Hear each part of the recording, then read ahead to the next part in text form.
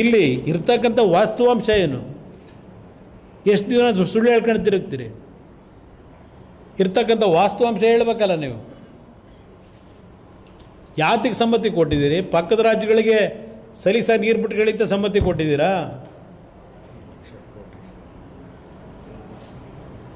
ನಮ್ಮ ರಾಜ್ಯಕ್ಕೆ ಏನು ಮಾಡ್ತೀರಿ? ನಮ್ಮ ರಾಜ್ಯದ ರೈತರಿಗೆ ಏನು ಮಾಡಿದ್ದೀರಿ? ನಿಮ್ಮದು ಪದೇ ಪದೇ ಅಲ್ಲೆಲ್ಲೋ ನಾನು ಹೋಗಿ ಅದೆಂಥದ್ದು 5 ಬಾರಿ ಮೀಟಿಂಗ್ ಮಾಡಿದೆ, ಜೋಶಿಯವ್ರನ್ನ ಭೇಟಿ ಮಾಡಿದೆ, ಬರೀ ಕೈ ಆಡಿಸಿದ್ರು. ಇದು ಹೇಳಿದಿರಲ್ಲಪ್ಪ, ಈಗ ನಿಮ್ಮ ಜವಾಬ್ದಾರಿ ತಗೊಂಡಿದ್ದೀರಲ್ಲ, ಏನು ಮಾಡ್ತಾ ಇದ್ದೀರಿ? ಯಾವ ಆಧಾರದ ಮೇಲೆ ಹೇಳಿಕೆ ಕೊಟ್ಟಿದ್ದೀರಿ?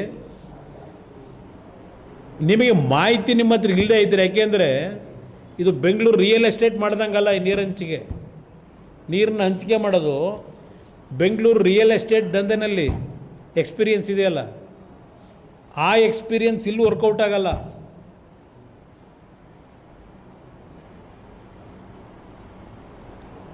ನಿಮಗೆ ವಿಷಯ ಗೊತ್ತಿಲ್ಲದೆ ಇದ್ದರೆ ಯಾರಾದರೂ ನೀರಾವರಿ ತಜ್ಞರ ಜೊತೆ ಚರ್ಚೆ ಮಾಡೋರು ತಿಳ್ಕೋಬೇಕಲ್ಲ. ನಿಮ್ಮ ಎಚ್ ಕೆ ಪಾಟೀಲ್ ಅವರಲ್ಲ, ಕೃಷ್ಣಯ್ಯ ಕಣ್ಣೀರ ಕತೆ ಅಂತಲೇನೋ ಬುಕ್ ಬರೆದಿರು, ಕೃಷ್ಣ ಕಾವೇರಿ ಕಣ್ಣೀರಿನ ಕತೆ. ಅವ್ರನ್ನಾದರೂ ಕೇಳಿ ತಿಳ್ಕೋಬೇಕೋ ಬೇಡವೋ ಏನಿದೆ ಅಂತ ಪರಿಸ್ಥಿತಿ. ಸುಮ್ಮನೆ ಒಂದು ಜಾಲಿ ಟ್ರಿಪ್ಪ ಇದು ಹೋಗಿರೋದು 2 ದಿವಸ ಉತ್ತರ ಕರ್ನಾಟಕಕ್ಕೆ ಜಾಲಿ ಟ್ರಿಪ್ಪು.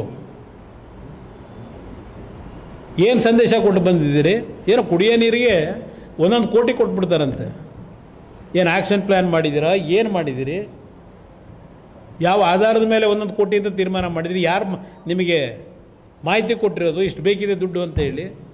ಎಲ್ಲಾದರೂ ಹೋಗಲಿ ತಾಲೂಕು ವೈಸು ಡಿಸ್ಟ್ರಿಕ್ ವೈಸು ಮಾಹಿತಿಗಳು ಸಂಗ್ರಹ ಮಾಡಿದ್ದೀರಾ?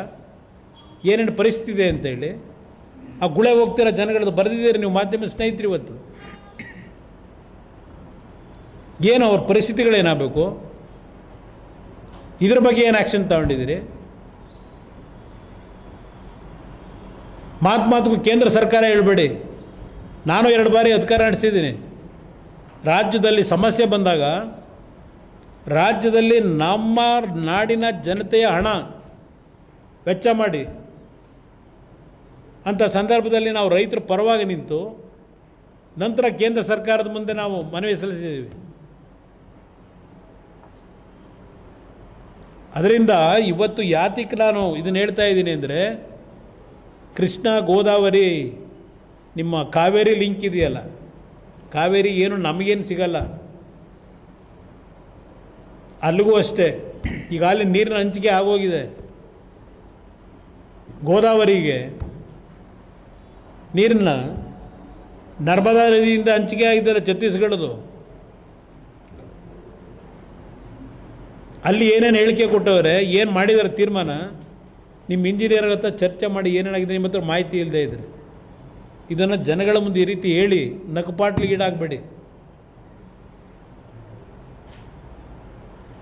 ಇದು ನಿಜಕ್ಕೂ ಇಂಥ ಪರಿಸ್ಥಿತಿನಲ್ಲಿ ಇಂಥ ಒಬ್ಬರು ರಾಜ್ಯದ ಮುಖ್ಯಮಂತ್ರಿಯಾಗಿ ಏನೋ ಭಾಳ ದೊಡ್ಡ ಬದಲಾವಣೆ ತರ್ಬೋದು. ಪಾಪ ಹಳೆಯ ವ್ಯವಹಾರಗಳನ್ನೆಲ್ಲ ಸ್ವಲ್ಪ ಬದಿಗಿಟ್ಟು ರಾಜ್ಯದ ಜನತೆಗೆ ಋಣ ತೀರಿಸ್ತಕ್ಕಂಥ ಕೆಲಸಕ್ಕೊಂದು ಅವಕಾಶ ಸಿಕ್ಕಿದೆ ಅಂತೇಳಿ ಏನೋ ಒಂದು ಐತಿಹಾಸಿಕವಾದಂಥ ಒಂದು ಬದಲಾವಣೆ ತರ್ತಾರೇನೋ ಅಂತ ಹೇಳಿ ನಾನು ಅಗಲಗನ್ಸ್ಕೊಳ್ತಾ ಇದ್ದೆ. ಇದು ನೋಡಿದ್ರೆ ದೇವರೇ ಕಾಪಾಡಬೇಕೇನೋ ಅಂತಕ್ಕಂಥದ್ದು ನನ್ನ ಅಭಿಪ್ರಾಯ.